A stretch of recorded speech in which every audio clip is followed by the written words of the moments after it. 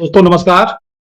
दोस्तों आज का विषय है कि जब हम कोई मुकदमा लाते हैं कोर्ट में तो उस मुकदमे को हम वन लाइनर बनाना सीखें। बहुत बड़ा अर्थ है जो मैं ये बात बताने जा रहा हूं। वन लाइनर का मतलब है कि जिस एक्ट या जिस धारा का वायलेशन हुआ है उसको हम एक लाइन में कहना सीखें, एक लाइन में कोर्ट को बताना सीखें ताकि कोर्ट का व्यू उसी तरफ झुक जाए। जैसे आप मान लीजिए चार भाई हैं, चारों भाइयों के नाम कम से कम 4-5 खेत हैं, एग्रीकल्चरल लैंड है, और उनमें से कोई एक खेत ऐसा है जो सड़क के किनारे है, बाकी खेत ऐसे हैं जो सड़क के किनारे नहीं है। अब आपके किसी भाई ने एक बंटवारे का मुकदमा डाला और उस मुकदमे में आपको कोई जानकारी ही नहीं होने दी, अपने असम्यक असर से या कपट पूर्वक आपको सूचना नहीं होने दी, और एक्स पार्टी कोई ऑर्डर ऐसा करा लिया कि अपना उसने पूरा अंश सड़क पर निर्धारित करा लिया या घोषित करा लिया और उस आधार पर उसने उस जमीन को बेच दिया। अब बाकी बचे हुए भाई कोई सिविल सूट लाना चाहते हैं या सिविल सूट लाते हैं तो उन पर उनको वो जब अपना कोर्ट में मुकदमा बताएंगे या अपने वकील साहब को बताएंगे तो वन लाइनर उन्हें क्या बताना चाहिए, क्योंकि हमने देखा है ज्यादातर लोग बहुत लंबी प्रक्रिया बताते हैं, बहुत देर तक बताना चाहते हैं कि हमने ये किया था, फिर इस डेट को ये हुआ था, फिर ये हुआ था, फिर ये हुआ था। इतना समय कोर्ट के पास होता नहीं है। उसको वन लाइनर ये बताना है कि बंटवारे के मुकदमे में एक्स पार्टी रॉन्ग ऑर्डर करा लिया है, उसका रेस्टोरेशन अभी पेंडिंग है और उसके आधार पर ये एक सेल डीड एग्जीक्यूट कर दी है, इसलिए इसको कैंसिल कराने का मुकदमा लाए। या रॉन्ग एंट्री की वजह से सेल डीड कैंसिलेशन का मुकदमा आया, या फोर्ज्ड एंट्री की वजह से, फोर्ज एंट्री ही है।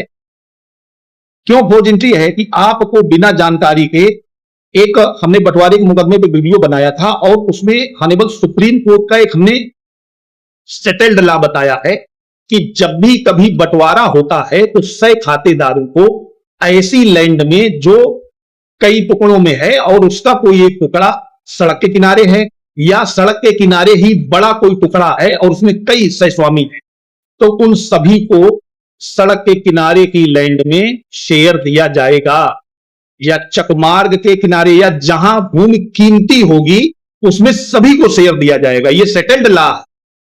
और अगर इससे इतर कोई बंटवारा हो गया है तो ऐसा बंटवारा चैलेंजेबल है, उसकी अपील हो जाएगी। दोस्तों होता क्या है, अपने देश का जो कानून है वो ये कहता है कि अगर किसी न्यायाधीश ने या किसी मजिस्ट्रेट ने कोई ऑर्डर कर दिया है आपके खिलाफ तो आप उस मजिस्ट्रेट से उसी ऑर्डर के संबंध में ज्यादा जिरे नहीं कर सकते, ज्यादा कुछ कह नहीं सकते।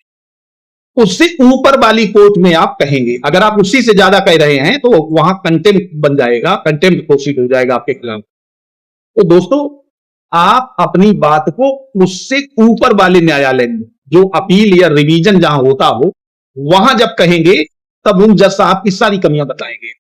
और अगर जज साहब की कमी है तो रिवीजन या अपील में अगर उन्होंने कुछ ऐसा गलत किया है, जैसे बंटवारे के मुकदमे ज्यादातर तहसीलदार के यहां पड़ते हैं, अब तहसीलदार साहब ने जो भी कर दिया वो कर दिया, अब उनके बाद ऊपर उसका जहां रिवीजन हो सकता है या अपील हो सकती है वहां जब आप जाएंगे तो आप उस तहसीलदार साहब के जो भी जजमेंट में कमियां सुप्रीम कोर्ट के सेटल्ड लॉ है या और भी जो स्थितियां हैं उनको रखेंगे तो आपके पास फिर डिसीजन हो जाएगा। यद्यपि ये कानून बहुत पुराने हैं, बहुत पहले से प्रोसीजर बना हुआ है, और दुर्भाग्य हमारा यह है कि जो नए प्रोसीजर बनते हैं वो भी सेम वैसे फॉलो होते जाते हैं। इसमें थोड़ी लाइबिलिटी होनी चाहिए उन पीठासीन की भी जो ऐसा कोई ऑर्डर कर रहे हैं जो दोनों पार्टियों के हित में नहीं है, या जो सेटल्ड लॉ हमारे हाईकोर्ट और सुप्रीम कोर्ट द्वारा दिए गए हैं उनके विरुद्ध है। तो वन लाइनर इसी तरीके से, जैसे मान लीजिए आपके खिलाफ कोई मुकदमा आता है और वो एडवर्स पोजीशन से संबंधित, कोई कह रहा है कि साहब हमारा इस पे कब्जा है, इतने दिनों से काबिज हैं और इस पे, तो आप जब कोर्ट को बताएंगे कि सर हमारे खिलाफ ये एडवर्स पोजीशन का तारा, तो कोर्ट को तुरंत व्यू वहां जाएगा, क्योंकि जो जज साहब होते हैं वो भी इंसान ही हैं, उन्होंने भी वही पढ़ाई की है जो आप लोगों ने की है, उनको भी सारी समस्याएं जो आपको हैं वो होती हैं।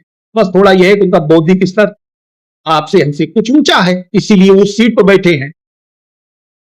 तो उनको आप अपने पक्ष में करने के लिए अपनी बात को इतना स्पष्ट और क्लियर बताएं कि उनके जल्दी बात समझ में आ जाए और जल्दी ही उस पर वो कोई निर्णय ले पाए।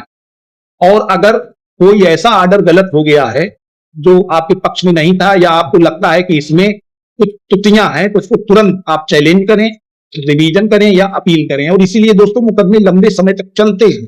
बहुत लोग कहते हैं, क्योंकि सोशल मीडिया पर बहुत ज्यादा इस तरीके का प्रचार हो रहा है कि तारीख पर तारीख, तारीख पर तारीख, अब लोग कहते हैं कि हमारा जल्दी करा दीजिए। कुछ चीजें ऐसी हैं, जैसे अगर आप एक्यूज पर्सन है और फौजदारी का बाद आपके खिलाफ है, तो मेरे अनुसार, अब क्या पोजीशन है ये मैं नहीं कह रहा, लेकिन मेरे अनुसार, ये मेरा निजी व्यू है, आपको कभी कोर्ट में जल्दी नहीं करना चाहिए कि ये मुकदमा जल्दी खत्म कर दीजिए। इससे कोर्ट का व्यू आपके विरोध में चला जाएगा। हाँ, वादी को कहना चाहिए। अगर कोई व्यक्ति किसी मुकदमे में वादी है, वो कहे कि साहब जल्दी निपटा दीजिए, हमें न्याय चाहिए, तब एक अलग बात है।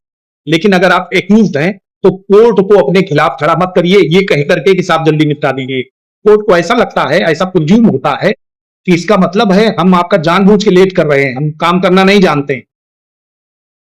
आप कह रहे हैं जल्दी करिए, तो फिर वो जल्दी ही कर देते हैं, और ऐसी जल्दी होती है कि वो आपको फिर काफी जल्दी हो जाती है। तो मुझे लगता है कि ऐसी जल्दी करना भी ठीक नहीं है। हाँ, अगर आप किसी मुकदमे में वादी, तो आप कहें, तो कोर्ट भी आपको शालीनता से समझेगी कि ठीक है, या पीड़ित है तो जल्दी तो होना ही है, तो वो जल्दी भी कर देते हैं। तो दोस्तों, वन लाइनर बात कहें और ऐसी कोई बात ना कहें, या ऐसा कोई बिहेव या एक्ट ना करें जो आपके खिलाफ पढ़ा जाए या देखा जाए।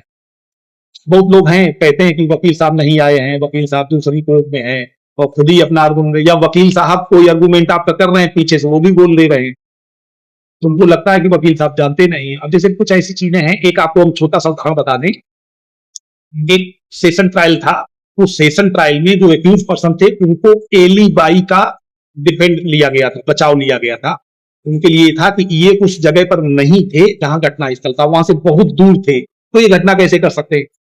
सारा ट्रायल हो गया, 313 बन गया, और अंतिम बहस होकर के जजमेंट के लिए फाइल लगाई गई। जज साहब ने उन मुलजिमानों से, उनको बुलाया, कस्टडी से पास बुलाया, और दाइस के पास ही कहा कि जज सही बताइए कि हुआ क्या। तो अब जो अभियुक्त थे, वो चूंकि अब वकील साहब को आप जो बताएंगे उसी का वो बचाव करेंगे। उन एक्यूज पर्सन को लगा कि जज साहब तो हमारे बहुत खास हैं, हमें छोड़ देंगे, अब जो है वो हम बिल्कुल एग्जैक्टली बता देते हैं। मुमताज साहब थे तो वहीं, लेकिन हमने मारा नहीं या हमने घटना को अंजाम दिया। जज साहब ने उनको सजा कर दी, क्योंकि सच्चाई सामने आ गई। उस सीट पर जो बैठता है वो न्याय ही करता है, ऐसा प्रूव किया जाता है। तो दोस्तों, आपकी ओवर एक्टिंग, आपका जो ऐसा फिनोमिना है, आपका ऐसी स्ट्रेटजी है जो आपको नुकसान पहुंचा सकती है, उससे बचना चाहिए। आपके वकील साहब बोल रहे हैं तो बोलने दीजिए। आपको कोई डाउट है कि वकील साहब हमारा केस सही नहीं देख पाए, तो आप चेंज करके दूसरे वकील साहब को क्लियर कराएं, एक से एक अच्छे वकील हैं। लेकिन आप वहां, मुझे लगता है कि ज्यादा एग्रेसिव ना हो, या आपकी सेहत के लिए नुकसानदायक है, आपको सजा करा सकता है। दोस्तों, वीडियो अच्छा लगा हो तो लाइक जरूर करें, और अगर चैनल पर नए हैं तो चैनल को सब्सक्राइब कर लें।